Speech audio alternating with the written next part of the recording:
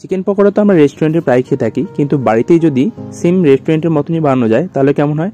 তো চলুন আজকে বানিয়ে দেখাই আপনাদের। And yes, welcome to our channel chefs knife. তো চিকেন পকোড়া বানানোর জন্য আমি চিকেন নিয়েছি এখানে 300 গ্রাম, আর এগুলো সম্পূর্ণ বোনলেস চিকেন। আমি চিকেনের পিসগুলো একটু ছোট হয়ে গেছি, এতে চিকেনগুলো খুব তাড়াতাড়ি কুক হয়ে যাবে। চিকেনটা ম্যারিনেট করার জন্য আমি চিকেনের ওপর লেবু রস ছড়িয়ে দিচ্ছি।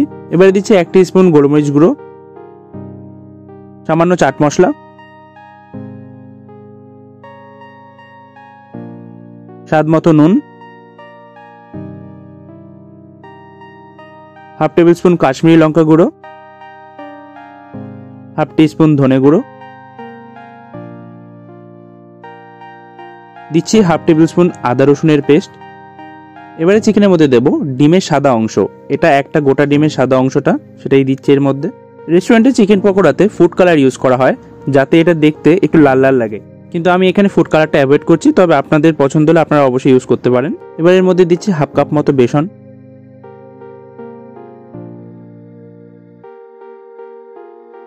আর দিচ্ছি 1/3 কাপ মতো কর্নফ্লাওয়ার, আর সব শেষে চপ করে রাখা কিছু কাঁচা লঙ্কা এর মধ্যে দিয়ে দিচ্ছি। এবারে হাত দিয়ে বা চামচ দিয়েই ভালো করে পুরো চিকেনের সাথে ম্যারিনেশনটা মাখিয়ে নিতে হবে।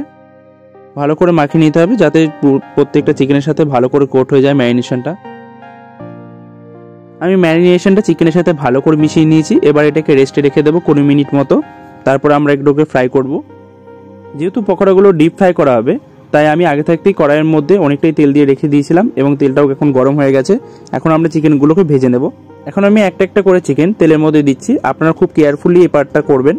চিকেনগুলোকে কড়াইয়ে দেওয়ার সঙ্গে সঙ্গেই এগুলোকে নাড়তে বা উল্টাতে যাবেন না, এর ফলে কিন্তু চিকেনের যে কোটিংটা রয়েছে সেটা ছেড়ে যাওয়ার সম্ভাবনা থাকবে। তাই প্রথমে অন্তত 2 থেকে 3 মিনিট এটাকে আপনি ভাজতে দিন।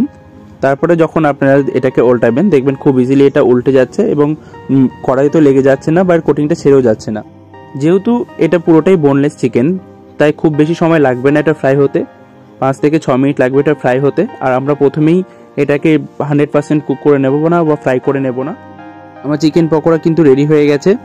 একদম রেস্টুরেন্টের মতো করে তৈরি করলাম চিকেন পকোড়া। চিকেন পকোড়ার ওপর দিয়ে সামান্য চাট মশলা ছড়িয়ে দিয়ে টমেটো কেচাপের সাথে কিন্তু দারুণ লাগবে। তাহলে রেস্টুরেন্টের জন্য ওয়েট করে না থেকে বাড়িতে এরকমভাবে চিকেন পকোড়া বানিয়ে এনজয় করুন এবং আমাকে জানান আপনাদের কেমন লাগলো। ভিডিওটি ভালো লেগে থাকলে অবশ্যই একটি লাইক করবেন এবং চ্যানেলকে সাবস্ক্রাইব করবেন। ধন্যবাদ।